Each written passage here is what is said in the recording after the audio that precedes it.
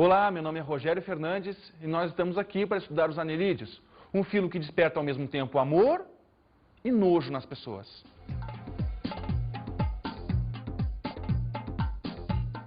Os anelídeos são animais que têm um corpo totalmente segmentado, um corpo que nós chamamos de enmetâmeros, anéis, e por isso o nome anelídeos. Mas afinal de contas, você sabe para que serve um anelídeo? Para que serve uma minhoca? Vamos olhar a enquete que nós fizemos nas ruas.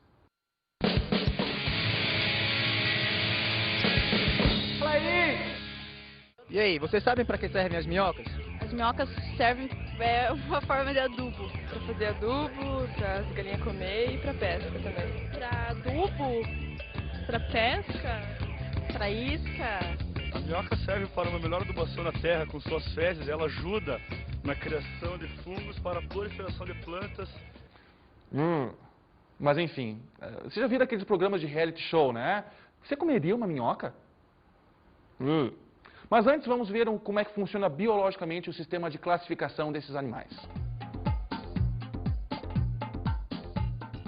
Os anelídeos são subdivididos em 3 grandes classes, que são aquetas, também chamados de hirudíneos, oligoquetas e poliquetas. Esse sistema de classificação é baseado na presença ou ausência de cerdas no corpo deste animal. A primeira grande classe é a classe dos hirudíneos, que são representados muito bem pelas sanguessugas.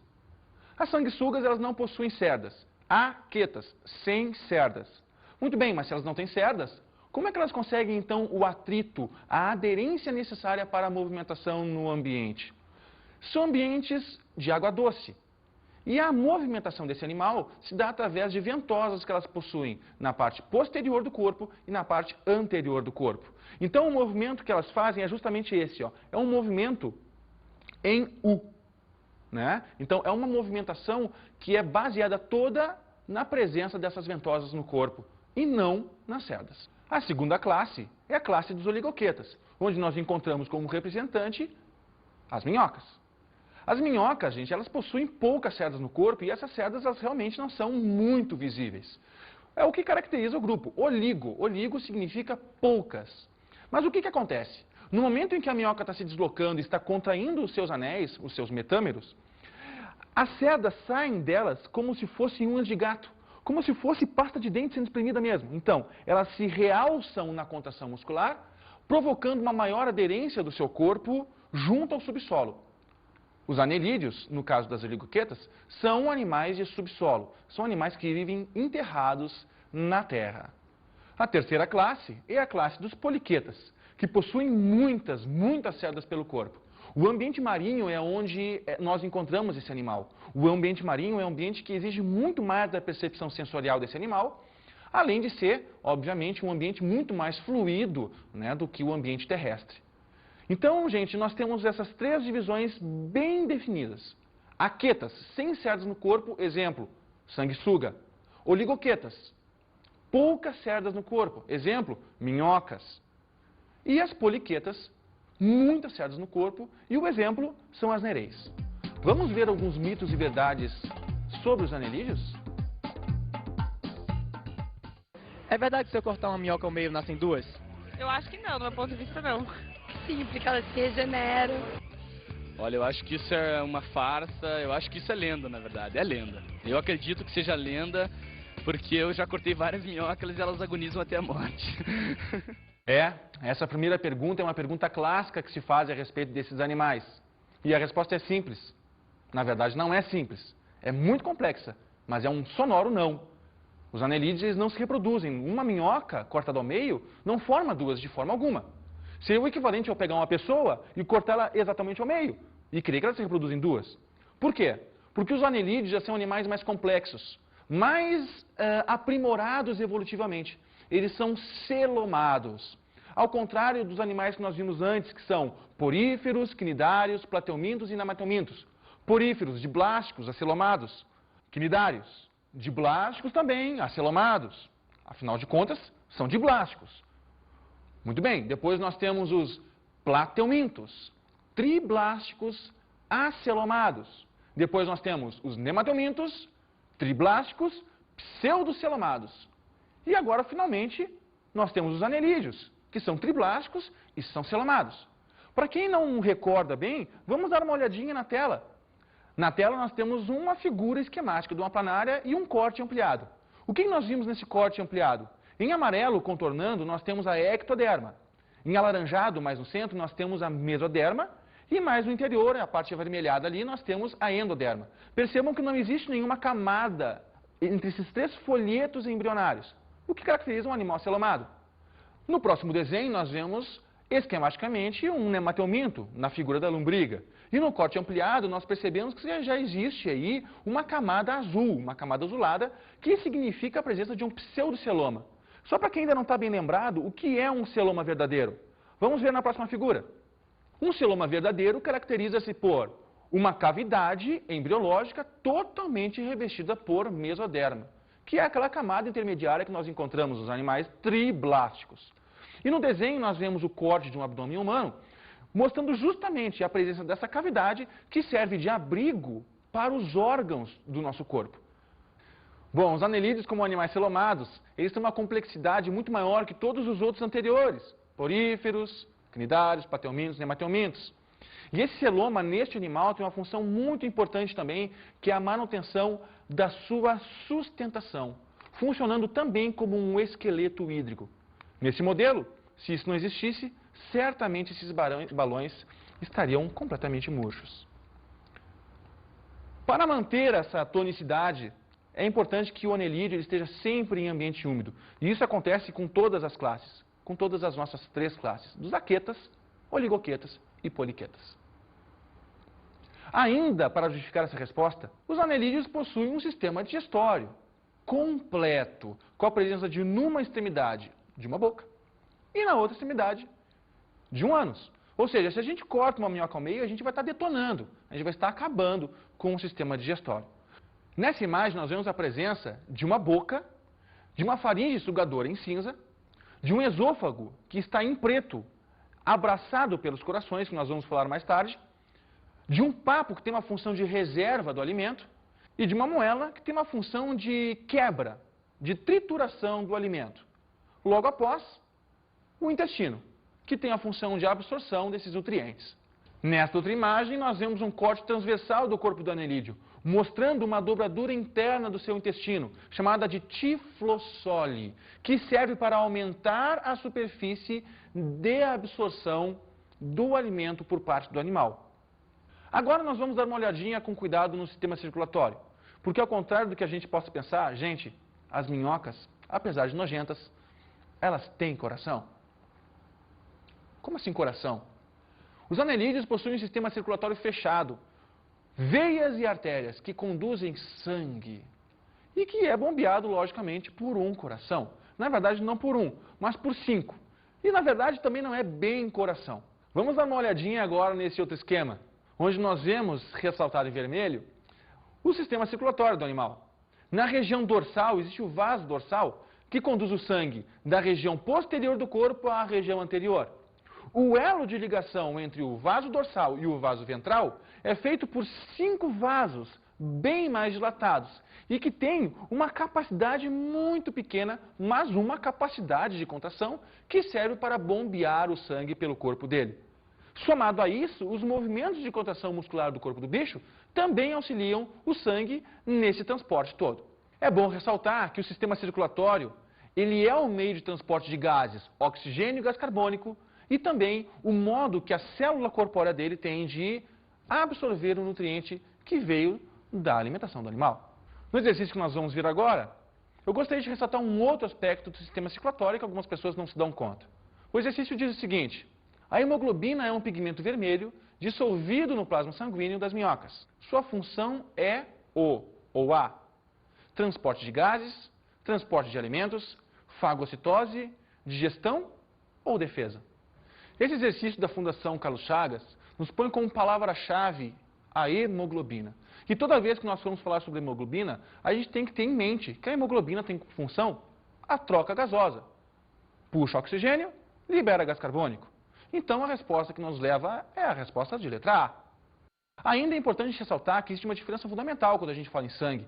O nosso sangue ele possui glóbulos vermelhos, glóbulos brancos e plaquetas. O sangue dos anelídeos não possui isso. O que eles possuem? Eles possuem apenas um plasma, onde essa hemoglobina está diluída, e a presença de algumas células chamadas de amebócitos. Agora vamos ver uma outra pergunta sobre os mitos e verdades. E os anelídeos, eles são venenosos? Eu acredito que não. Não, acho que não. Nunca morri por causa de uma minhoca, mas tudo bem, né? Bom, até hoje que eu tenha convivido, nenhum anelídeo venenoso. Nunca morri por causa de nenhum anelídeo, mas acho que eu conheça não. Nenhum anelídeo venenoso. Essa pergunta ela faz sentido.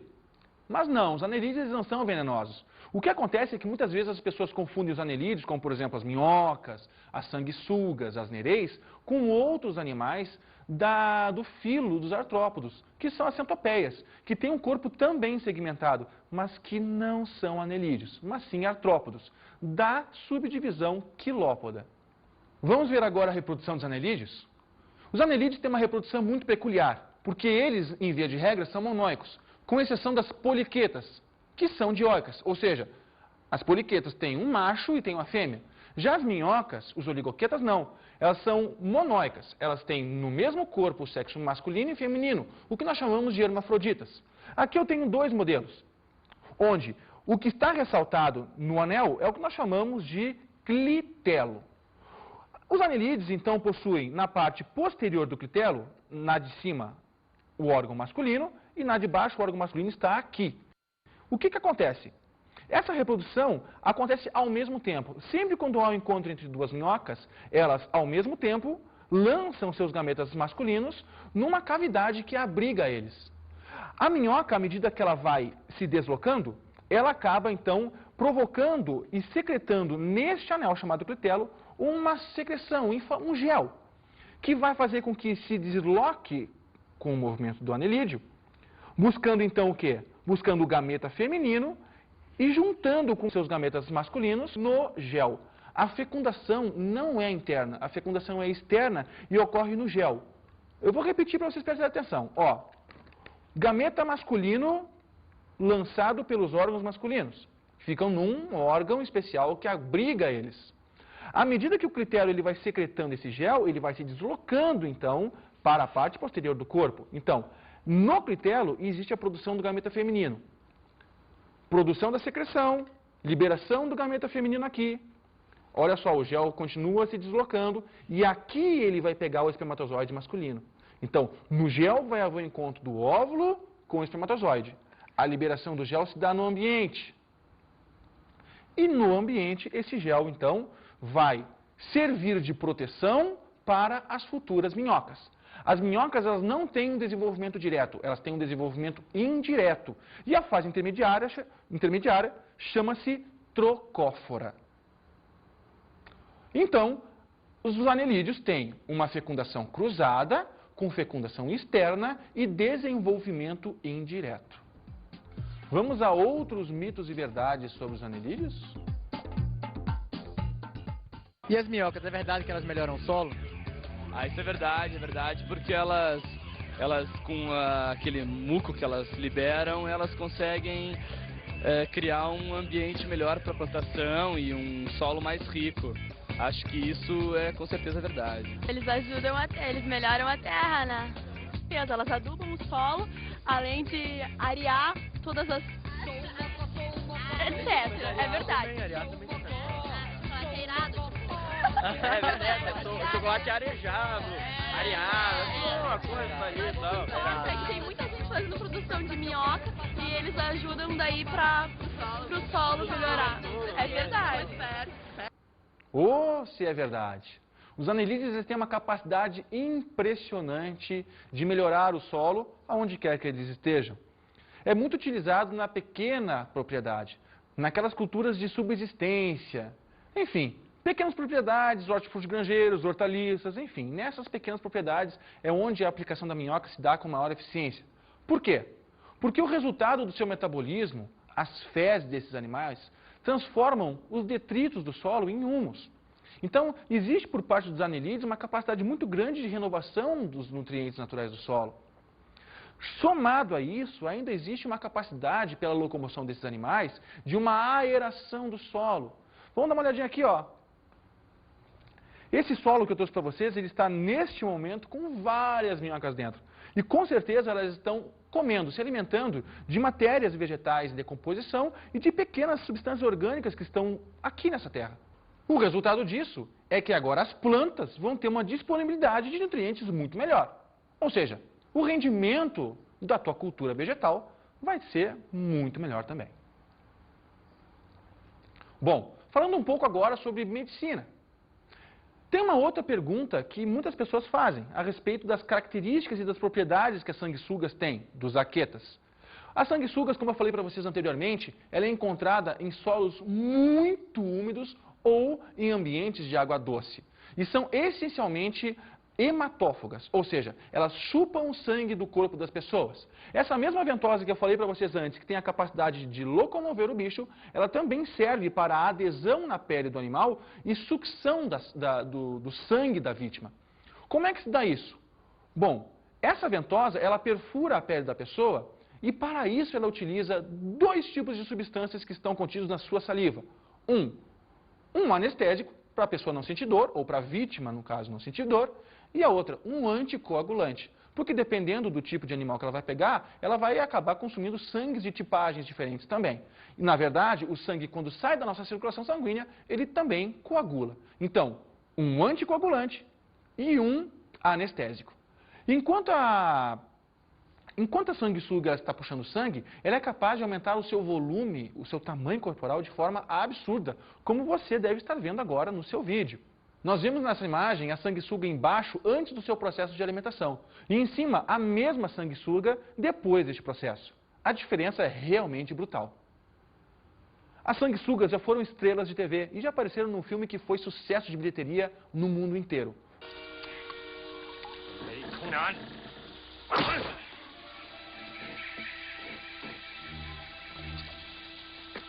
Tonight, these people are so vulgar in their methods. They lack compassion.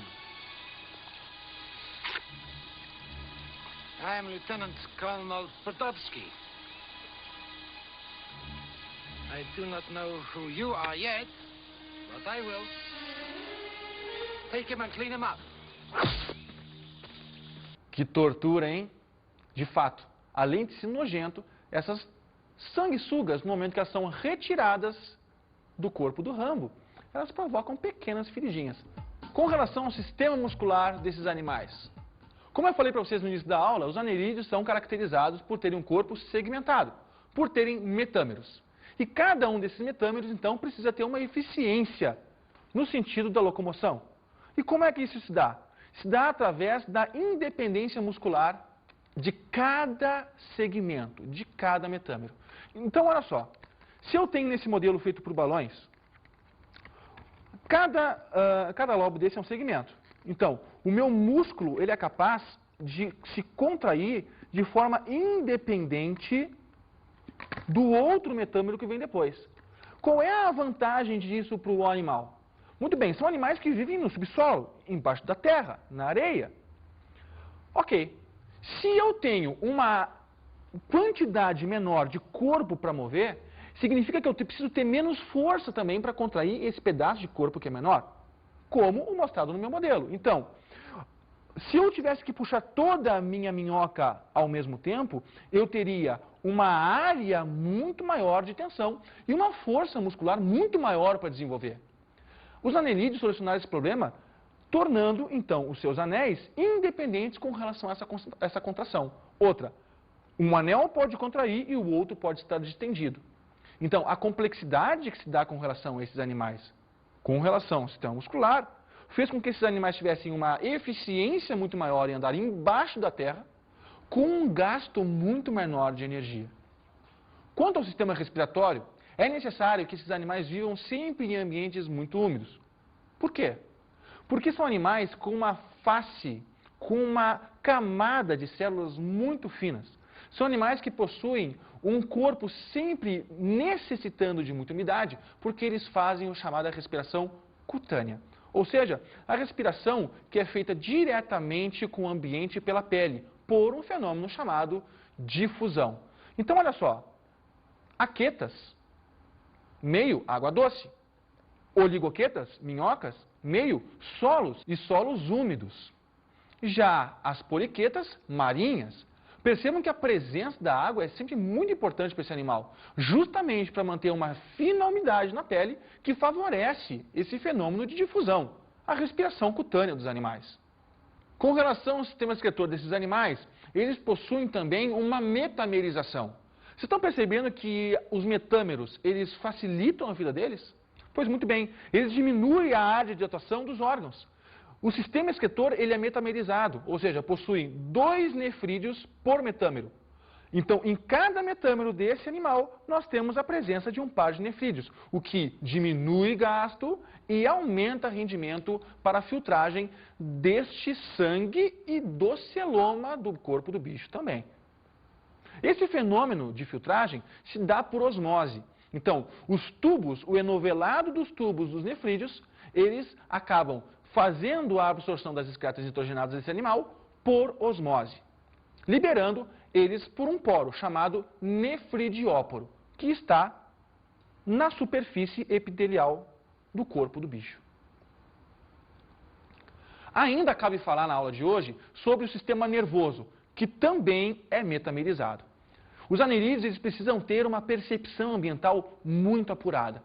Como são animais lentos e vivem geralmente enterrados na terra ou mergulhados na água, é importante que eles possuam uma perfeita sensibilidade do pH, da salinidade, da granulosidade do solo e da sua temperatura. E para isso, existem células em toda a sua superfície que captam essas sensações de forma muito eficiente.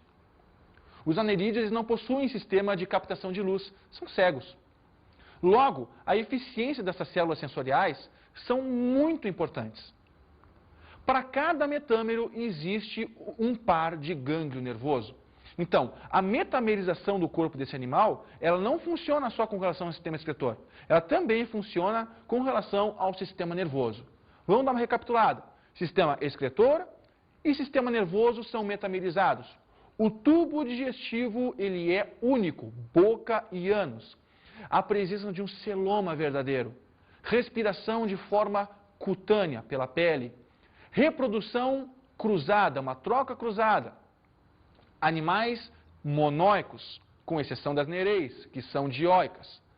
Então, gente, vocês percebam que apesar desses animais serem extremamente nojentos, eles possuem também uma grande importância para a agricultura familiar. Possuem uma grande importância para a cadeia biológica, porque servem de decompositores e compositores do solo para disponibilizar o alimento para outras plantas. Gente, os anerídeos são nojentos sim, mas também tem a sua importância na pescaria. E aí, pescador? Vai dizer que nunca pegou numa minhoca para pegar um peixe. Então, gente, minhocas sim, nojentas, mas ao mesmo tempo amadas. Vá se entender a natureza? Então, gurizada, é hora de acabar com o nojo, porque agora nós vamos para as nossas dicas de estudo.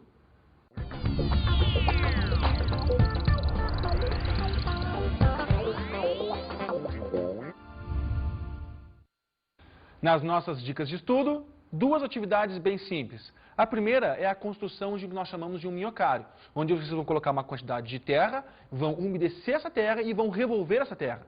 E vão colocar dentro minhocas.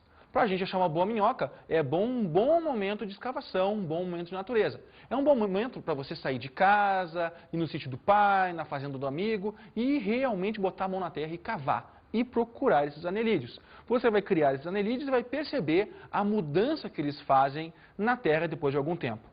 O segundo momento da dica de estudo de hoje é esse aqui, ó, a construção de modelos em balões para vocês conseguirem visualizar de forma mais lúdica a reprodução cruzada desses animais. Ela causa um pouco de dificuldade mesmo no entendimento. Então é legal que a gente construa esses modelos e entenda a função do clitelo, que dentro do clitelo estão os órgãos femininos, os órgãos masculinos que estão na parte, ó, aqui está a cabeça, ó, que está na parte posterior do clitelo, que o órgão onde o espermatozoide masculino se abriga está na parte posterior do clitelo. Enfim, se a gente consegue montar o modelo, a gente vai conseguir visualizar isso de forma mais adequada. Algumas confusões acabam se diluindo. Então, os modelos com balão e o nosso minhocário. Bom, pessoal, por hoje é só. Um grande abraço a todos vocês e muito bons estudos. Tchau!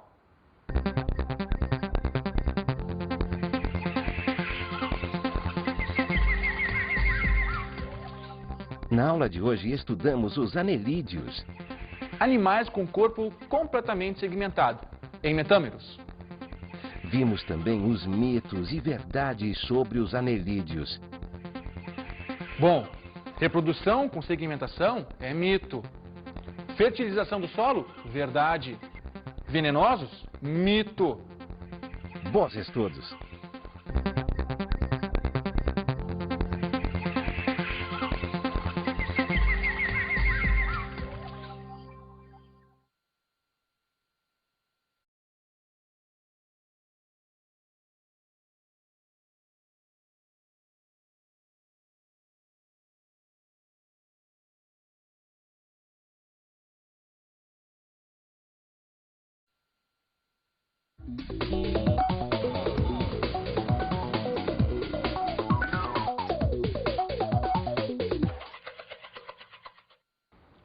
Bom, eu acho que o mais importante é que esse conteúdo não seja colocado para o aluno como uma decoreba.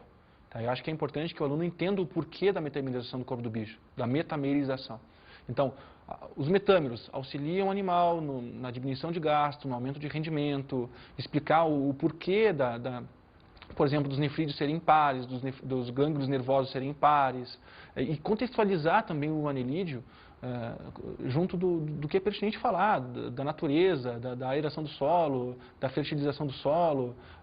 Enfim, é tu colocar o anelídeo como sendo uma coisa próxima do aluno. Não como colocar um conteúdo no livro onde tu tem que decorar simplesmente como é que funciona a sistemática do corpo do bicho. Assim. Senão, a gente sabe, o que é decorado num dia é esquecido no outro. E se o aluno consegue entender o contexto do porquê que o formato do corpo é daquele jeito e qual é a aplicação que esse animal tem na natureza, não para o homem, mas para a natureza, e o homem sendo um dos beneficiados, eu acho que seria uma boa. A aplicação do minhocário, da ludicidade da aula, eu acho que é bem importante para que o aluno consiga compreender de uma forma satisfatória esse tipo de conteúdo.